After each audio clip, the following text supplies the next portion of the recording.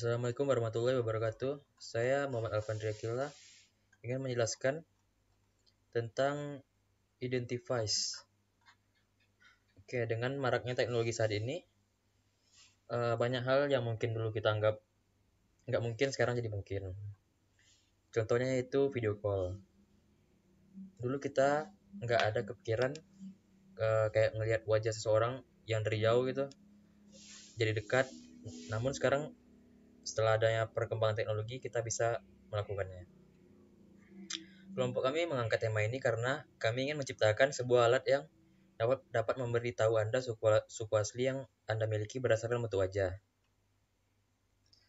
Nah, ini gunanya untuk mempermudahkan bila Anda berada di keluarga yang berdarah campuran. Dan ada juga satu lagi aplikasi untuk pendeteksi raut wajah Nah, teknologi ini juga dikembangkan dalam bidang psikologi untuk mengetahui reaksi yang dikeluarkan oleh target. Nah, selanjutnya ada analisis dan alur sistem. Yang pertama ada user analysis. Target utamanya yaitu mengetahui suku dan ras yang dimiliki oleh user. Dan untuk membantu mengetahui keadaan psikologi user berdasarkan raut wajah.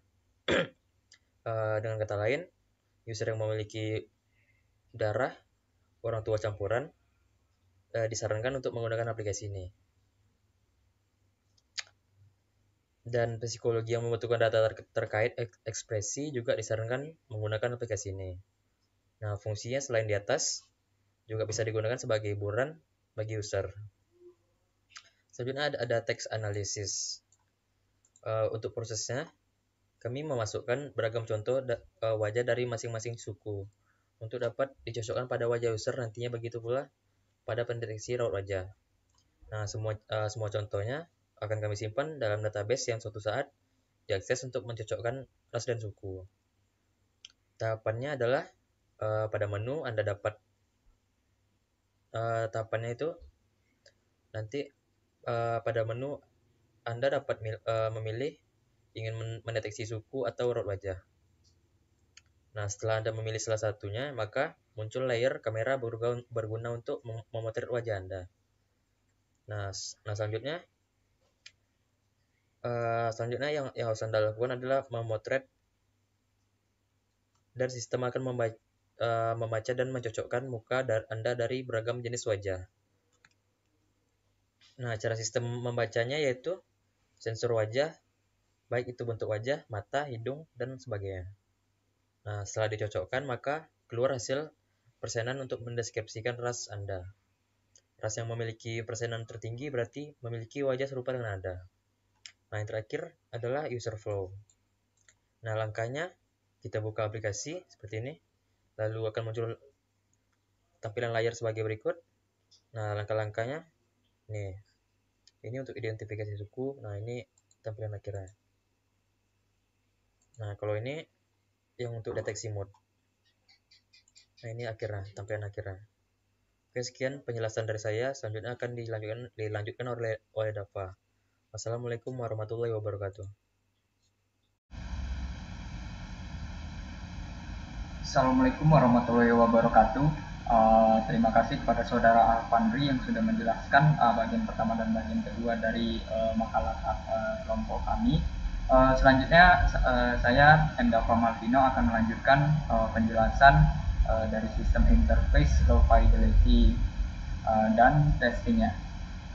Berikut adalah low fidelity yang ada pada teknologi Identiface yang kelompok kami buat. Identiface ini bisa dilihat aplikasi Identiface-nya. Modelnya kami dengan deteksi suku dan deteksi mode. Langsung ada tombol exit-nya. Lalu langkah selanjutnya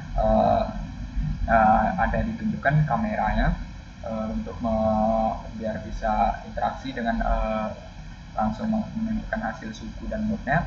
Nah, lalu loading dan akan ditunjukkan hasil suku aslinya apabila memilih deteksi suku.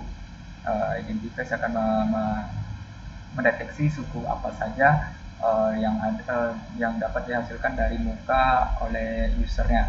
Di sini ada ditampilkan berapa persen.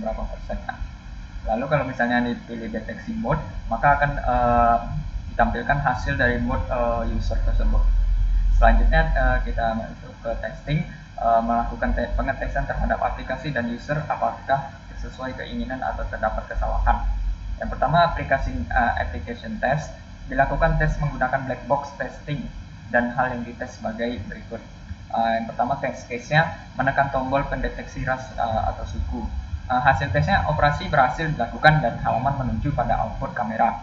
Kesimpulannya, tidak ada kendala dalam melakukan operasi. Yang kedua, menekan tombol pendeteksi raut wajah. Operasi berhasil dilakukan dan halaman menuju pada output kamera. Kesimpulannya, tidak ada kendala dalam melakukan operasi. Menekan tombol foto.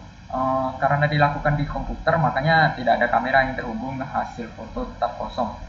Kalau misalnya dilakukan di mobile, mungkin langsung terhubung dengan device kameranya, tapi karena ini di komputer jadi tidak terhubung. Kesimpulannya, dibutuhkan untuk mencoba kelompok teknologi ini ke perangkat yang mudah tersambung ke kamera seperti smartphone. Selanjutnya, menampilkan hasil pendeteksi ras atau suku. Karena hasil foto kosong, maka kolom presentasi tidak menunjukkan nilai apapun. Dibutuhkan untuk mencoba teknologi ini ke perangkat yang mudah tersambung ke kamera seperti smartphone, sama seperti tadi. Menampilkan hasil pendeteksi raut wajah.